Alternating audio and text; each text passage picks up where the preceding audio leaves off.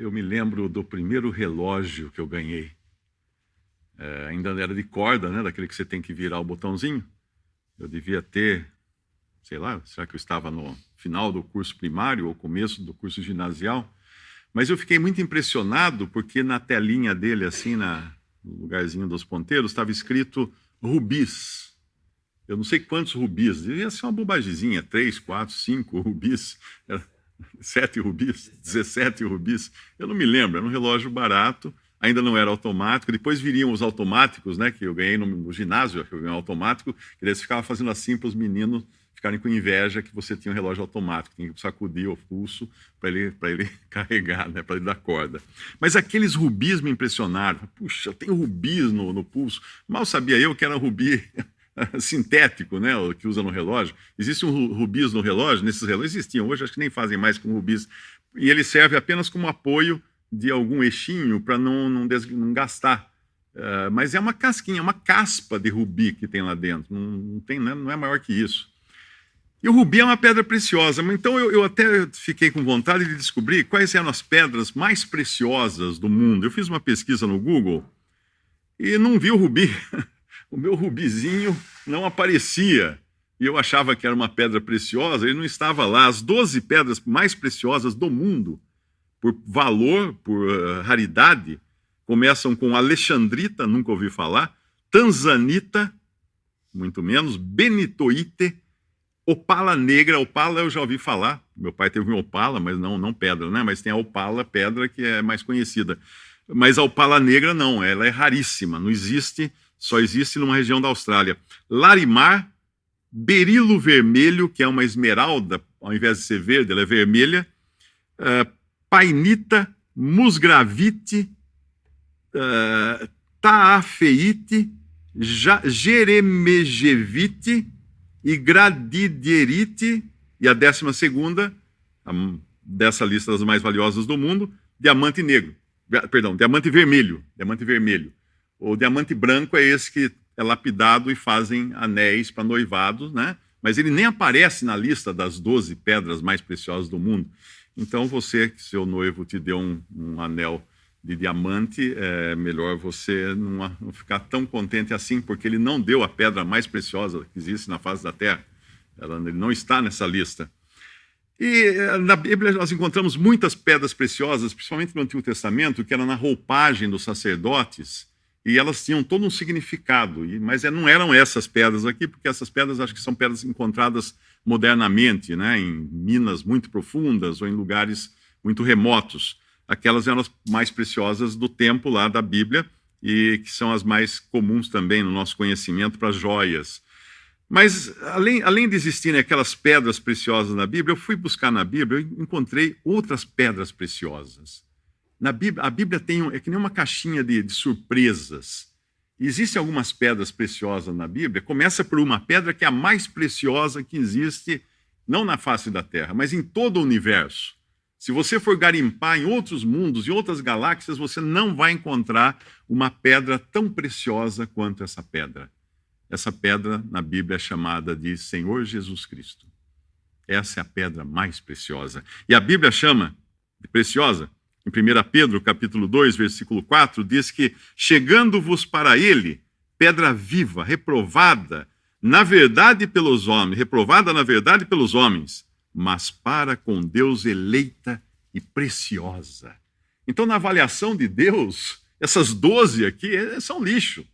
Ainda que ele tenha criado essas 12 pedras preciosas, mas elas não são nada comparada à pedra mais preciosa que existe, que é Cristo Jesus, o Senhor.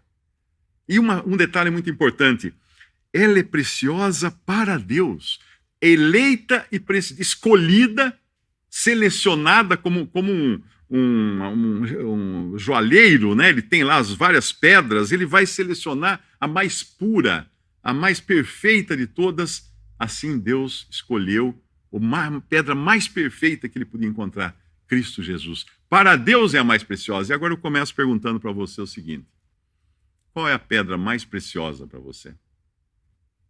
É Cristo. Para Deus é. E para você?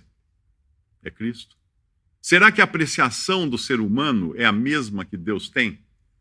Deus tem um gosto, uma apreciação. O nosso gosto, a nossa apreciação, às vezes não bate, não coincide com a apreciação de Deus.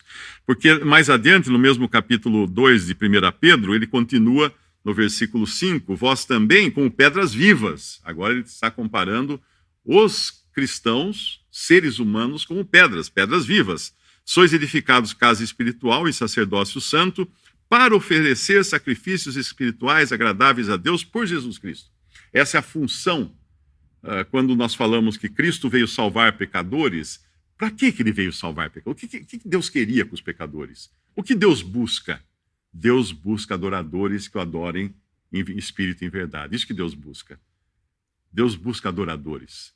Não outra coisa, Deus busca adoradores. E ele produz esses adoradores como pedras vivas, para edificar uma casa espiritual, um sacerdócio santo, para oferecer sacrifícios espirituais agradáveis a Deus por Jesus Cristo, através de Jesus Cristo. Veja que, se você não está fazendo parte disso, você não está em sintonia com Deus e nem com os pensamentos de Deus. Se Jesus Cristo não é a coisa mais preciosa que você tem, a sua conexão com Deus está rompida. Ela ainda não foi restaurada. Você está separado de Deus por causa do seu pecado. E todos nós nascemos pecadores e, por isso, condenados também ao juízo eterno, a menos que Deus nos salve, a menos que Cristo nos salve. Por isso também na Escritura se contém, continuando a passagem de 1 Pedro, eis que põe em Sião a pedra principal da esquina, eleita e preciosa. Mais uma vez, Deus falando na sua palavra, que essa é a principal pedra da esquina. Quando você constrói, eu construí 2 casas já que tinham alicerce de pedra.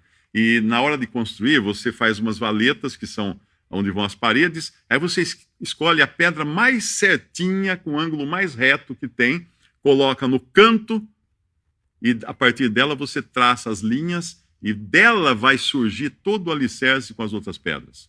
É assim que constrói uma casa de pedra, com alicerce de pedra. Por isso também na Escritura se contém, eis que põe em Sião a pedra principal da esquina, do canto, eleita e preciosa, e quem nela crer não será confundido.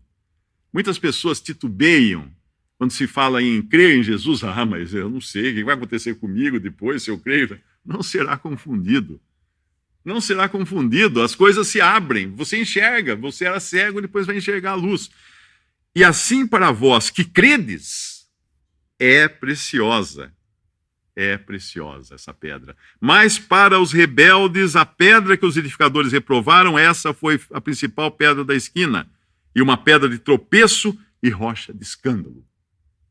Então temos 2 classes de pessoas aqui. Aquelas que consideram Cristo a pedra preciosa e creem nele para a salvação, porque entendem que ele pagou na cruz por nossos pecados. Essa é uma classe de pessoas. Você está nela? Se você está, você concorda com Deus que a pedra preciosa é Jesus. E a outra classe, aquela dos rebeldes, que se rebelaram contra Deus e não querem aceitar aquele que Deus enviou para salvar o mundo. Não querem aceitar. E para esses, o que essa pedra será? Para uns, a pedra é salvação. A pedra é ângulo. A pedra é para colocar o traçado correto das coisas. Para esses que creem, não serão confundidos. Saberão exatamente onde estão pisando. Mas para os outros, é uma pedra de tropeço, rocha de escândalo. Quem tropeçou numa pedra, quem já deu com o dedinho numa pedra, sabe como é triste e dolorido você tropeçar numa pedra descalço. Dói muito. Agora você imagina você tropeçar para cair na condenação eterna. Tropeçar em Cristo, porque você não o teve como uma pedra preciosa. Depois que eu encontrei essa pedra preciosa na caixinha do porta-joias de Deus, que é a Bíblia, depois eu fui procurar outras pedras preciosas. Encontrei uma outra coisa muito preciosa. É o sangue precioso. Um sangue precioso. Nós sabemos o quanto um sangue é importante quando há necessidade de sangue no hospital. Às vezes um parente, um amigo sofre um acidente, os parentes começam a pedir, até pela internet, no Facebook, fulano de tal está internado em tal hospital, precisa de sangue, tipo isso, tipo aquilo, para poder se recuperar. O sangue é vida. Sem sangue não há vida. Sabendo que, em 1 Pedro capítulo 1, versículo 18, que não foi com coisas corruptíveis como prata ou ouro, e vamos acrescentar aqui as pedras mais preciosas do mundo, que fostes resgatados da vossa vã maneira de viver, que por tradição recebestes dos vossos pais ou dos vossos antecessores, mas com o precioso sangue de Cristo. Olha outra coisa preciosa aqui. O precioso sangue de Cristo. Mas precioso para quem? Para Deus. Para Deus esse sangue é precioso. Porque ele tem valor.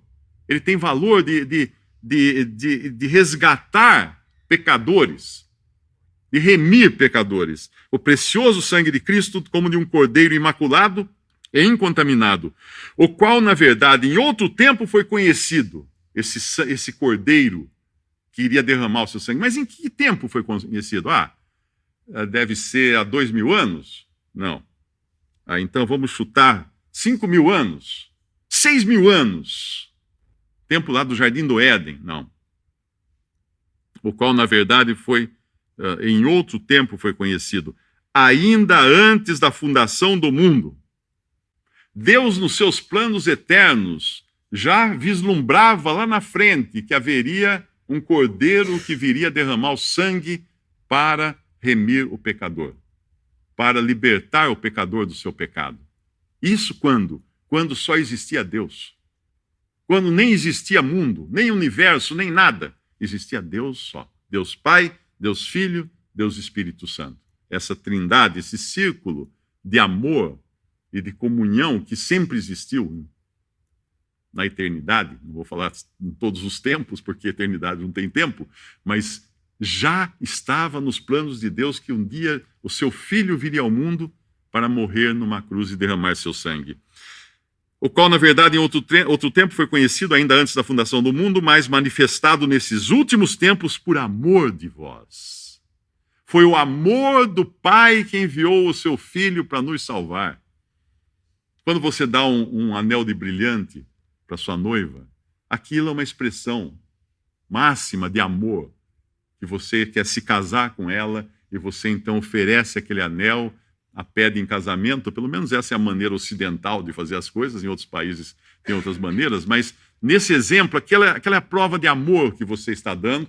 Custou caro para você. Às vezes você teve que fazer um crediário aí para comprar aquele anelzinho com uma pedrinha minúscula, que só com lente a sua noiva vai enxergar, mas custou caro para você, porque é a sua prova de amor. Agora imagina a prova de amor de Deus.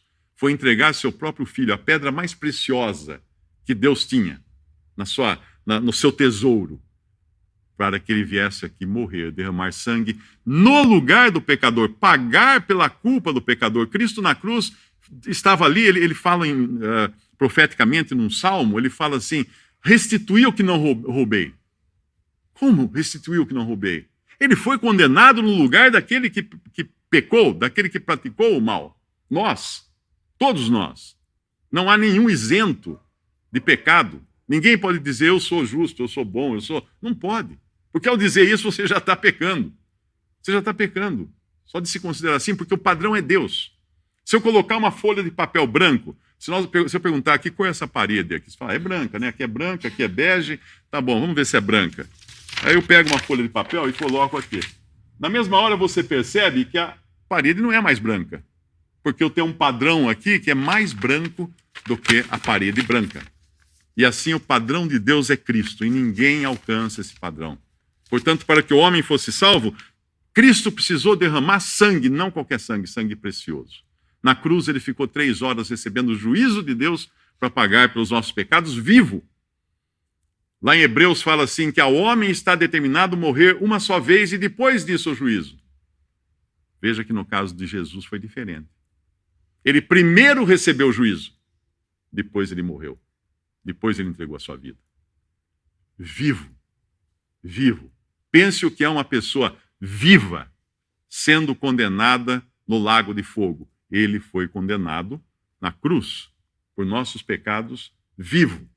3 horas de trevas, Deus virou a face dele, ninguém viu o que ele estava passando ali, ninguém viu a expressão do seu rosto de sofrimento, nada. Foi uma coisa acontecida no secreto do sofrimento dele sozinho.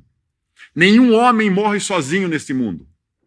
Entenda isso. O maior vilão, o maior facínora, o maior criminoso, na hora da morte, ele tem ao lado dele, Deus esperando que ele se arrependa de seus pecados e creia em Jesus. E como nós temos prova disso? Porque havia um facínora na cruz, haviam 2 facínoras, 2 bandidos na cruz ao lado de Jesus. E na derradeira hora, um deles creu em Cristo e foi salvo ali.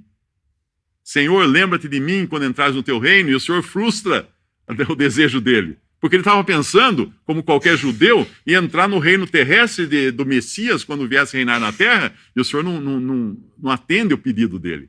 O Senhor dá mais. Fala, hoje estarás comigo, não no reino, no paraíso. Hoje estarás comigo no paraíso. Então esse sangue precioso é o passaporte que Deus proveu para que entrássemos no paraíso, que é o céu, que apresenta a própria presença de Deus. Porque Cristo, depois de morrer na cruz, ainda ressuscitou ao 3º dia. Se ele tivesse só morrido e ficado morto, hoje o túmulo dele seria lá um lugar com ossos. Só isso. Mas o túmulo está vazio. Então a ressurreição de Cristo confirma que a sua morte foi aceita como uma paga eficaz por nossos pecados. Mas vamos continuar na nossa caixinha de joias aqui, de preciosidades, e eu encontro mais uma pedra preciosa nessa minha caixinha. A primeira pedra preciosa é Cristo, a segunda pedra preciosa chama-se o sangue precioso, ou precioso sangue de Jesus. E no final desse versículo que eu li de 1 Pedro 1, 20, vem o 21, que fala, por ele credes, por meio de Jesus credes, em Deus, que o ressuscitou dentre os mortos e lhe deu glória para que a vossa fé e esperança estivessem em Deus. Então aqui nos fala da ressurreição, que completa, fecha a obra de Cristo. Ela é a morte e ressurreição de Cristo. E aí vem então a outra pedra preciosa, que é chamada de fé preciosa, que a Bíblia chama de fé preciosa. Em 2 Pedro, capítulo 1, versículo 1, Simão Pedro, servo e apóstolo de Jesus Cristo, aos que conosco alcançarem fé igualmente preciosa pela justiça do nosso Deus e Salvador Jesus Cristo. Você tem essa fé preciosa? Você alcançou essa fé preciosa? Essa fé preciosa só pode ser dada por Deus. Porque a fé é um dom. É um dom de Deus. Pela graça sois salvos mediante a fé. E isso não vem de vós, é dom de Deus. Não de obras para que ninguém se glorie, Paulo escreve em Efésios capítulo 2. Então a fé preciosa não é a fé sua, não é a fé do seu esforço, não é a fé do seu intelecto, é a fé que Deus dá para que você pegue essa fé e coloque essa fé no objeto que é Cristo. Muita gente fala em fé outro dia. Outro dia estava no consultório, estava passando um desses programas matinais para mulheres que tem, e lá todo mundo discutindo fé, né? Era um grupo de mulheres que estava com câncer, ou teve câncer, algumas com peruca, outras com lenço na cabeça, e falou-se tudo de fé. E não falaram uma vez de Jesus.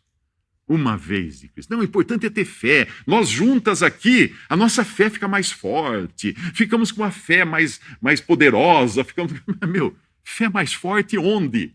Vocês estão morrendo. Como é que vocês estão com fé mais forte? A fé real é colocada num objeto fora do ser humano pecador. É colocada em Cristo Jesus, o Salvador.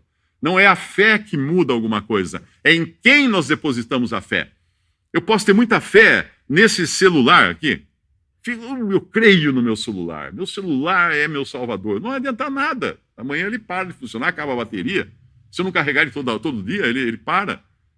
É uma fé boba, é uma fé inútil. Mas a fé em Cristo, quem nele crê, não será confundido. E depois continuamos revirando a nossa caixinha de pedras preciosas, encontrei outra pedra preciosa. Ela é chamada de preciosas promessas. São várias, não é apenas uma pedra preciosa. 2 Pedro 1,3, visto como o seu divino poder nos deu tudo o que diz respeito à vida e piedade, pelo conhecimento daquele que nos chamou pela sua glória e virtude. Interessante isso, que é conhecendo a Cristo é que nós temos tudo que diz respeito à vida e à piedade. Quando uma pessoa está reclamando da vida, e é um cristão, às vezes, que creu em Jesus, vida, eu sei que não vai dar certo, minha vida não está dando nada certo, é porque ele não conhece ainda quem é o Salvador dele. À medida que ele vai conhecendo o Salvador, mais e mais e mais, ele vai desfrutando de tudo que Deus deu para a vida com respeito à vida e piedade, pelo conhecimento daquele que vos chamou, pela sua glória e virtude, pelas quais ele nos tem dado grandíssimas e preciosas promessas, para que por elas fiqueis participantes da natureza divina, havendo escapado da corrupção que pela concupiscência há no mundo. Agora veja que ser participante da natureza divina, isso não é pouco. Isso não é pouco. A gente ouve falar hoje de Copa do Mundo e tudo mais. Imagina você estar lá assistindo, alguém fala assim, Mário, vem cá. Agora vai ter o hino do Brasil. Aí, você quer ser participante? Entra da fileira do lado dos melhores jogadores do Brasil e fica ali do lado para sair na foto, no filme. Você vai ficar, eu sou participante da seleção brasileira. Olha eu aqui, não vou jogar nada, não sei nem chutar a bola, não sei que lado que chuta, mas eu estou participante. É uma honra para você, é um privilégio. Agora, Deus oferece sermos participantes da natureza divina. Agora, o que os homens consideram precioso? A vida. A vida humana. Você já cumprimentou alguém e a pessoa falou assim, o importante é ter saúde, né? Tendo saúde e o resto a gente dá certo, né? Tendo saúde e o resto é bom. Não, que tendo saúde? Não, se não tiver saúde, então, daí então não tem mais nada, acabou. Não é assim. Paulo falou da vida não preciosa. Ele inverteu o valor, isso que é considerado um valor do ser humano, que é a vida humana, para aqueles que creem em Cristo, que foram salvos pela fé em Cristo, que estão endereçados ao céu. Atos 20, versículo 4, ele escreve assim, mas em nada tenho a minha vida por preciosa, contanto que cumpra com alegria a minha carreira, o ministério que recebi do Senhor Jesus para dar testemunho do Evangelho e da graça de Deus. Ele sabia que ele ia ser martirizado, ia ser morto. Ele não estava nem aí, porque ele não considerava mais a sua vida preciosa, porque ela estava nas mãos de Deus. Ele tinha sido salvo por Cristo, ele tinha agora a certeza de vida eterna, que é uma coisa que os judeus não tinham, por natureza. Os judeus tinham certeza de promessas que Deus podia dar, de abundância de trigo, de mel, e etc., mas não de vida eterna. Agora, tudo isso nós recebemos, essa caixinha toda de pedras preciosas. Como você recebe isso? Como você ganha isso? Como você adquire isso? Não adquire. Você não pode adquirir porque você não tem como pagar isso daí. Então tem que vir de graça, tem que ser um presente. Assim como o anel de noivado que você deu para sua noiva, se ajoelhou para lá, abriu a caixinha, falou, olha bem, eu quero me casar com você, você aceita? Imagina a sua noiva tira o cartão de crédito e fala assim, você trouxe a maquininha para eu pagar o cartão? Não, o anel, não é para pagar. Não, mas se eu não pagar, eu não aceito. Não é um presente, é graça, é de graça. Graça é Deus dar a você o que você não merece. O que você merece? O que você não merece. O perdão e a salvação eterna. Graça é Deus dar a você o que você não merece. Perdão e vida eterna. Para evitar que você receba o que merece. Juízo eterno. O fogo, o lago de fogo eterno. Então, graça, as coisas, Deus dá por graça todas essas coisas preciosas, começando pela pessoa do Senhor Jesus Cristo, para não dar a você o que você mereceria, que seria o lago de fogo e a condenação. Porque por graça ele quer comprar você. Pela fé nele. Porque pela graça sois salvos, escreve Paulo em Efésios 2, de 8 a 9, por meio da fé. E isto não vem de vós, é dom de Deus. Não vem das obras para que ninguém se glorie. Mas se é por graça, já não é pelas obras. Continua Paulo em Romanos 11, versículo 6. De outra maneira, a graça já não é graça. Se é por graça, já não é por obras, por esforço. De outra maneira, a graça já não é graça. Se, porém, é pelas obras, já não é mais graça. De outra maneira, a obra já não é obra. Romanos capítulo 11, versículo 6. E buscando na internet definições para graça, eu tropecei num site onde tinha um texto de um pastor protestante, de uma religião fundamentalista protestante, e eu fui ler o texto e falei assim, vamos ver então o que ele fala de graça, né? E fiquei surpreso, porque isso é o que as pessoas estão escutando nos púlpitos hoje, pensando que é evangelho, e não é. Não é evangelho, e não é graça. Ele escreveu o seguinte, com um currículo invejável de cursos de teologia no Brasil e no exterior, tendo pregado em igrejas brasileiras e nos Estados Unidos, a graça não é graça, escreve ele. A graça não é de graça, escreve ele. Ela custa o poder insondável e incompreensível do amor de Deus por nós. Até aí estava bom. Claro que não é de graça a graça. É de graça para nós, mas não foi de graça para Deus, porque ele teve que entregar o seu filho para pagar pelos nossos pecados. Mas aí ele continua escrevendo assim: e ela, a graça, deve custar o nós sacrificarmos no altar de Cristo todas as podridões ainda remanescentes no processo de nosso crescimento como filhos de Deus em Cristo. Ser cristão, então, é exercitar em nossa estrutura, pela misericórdia do Senhor, a graça de Cristo que nos cura, alimentados pela graça de Cristo, que nos permite crescer de fé em fé até a estatura do varão perfeito. E depois ele continuava explicando, na realidade, na ótica dele, a graça seria algo que Deus nos capacitaria para que nós, então, pudéssemos daí ir limpando os nossos pecados para podermos receber a salvação. Isso não é graça. Uma pessoa que creu em Cristo, naquele momento que ela creu em Jesus como seu Salvador, ela está salva eternamente. Parou ali, começou ali a sua nova vida. Não tem mais nada para ela se limpar, nenhum pecado para ela purificar, não tem nenhum purgatório para purgar o restante dos seus males, não. Aí você me perguntaria, e passagens como aquela que fala do varão perfeito, até atingir o varão perfeito, tal, que parece exigir um esforço nosso para atingir uma certa estatura? Bem, elas não estão falando de salvação, essas passagens.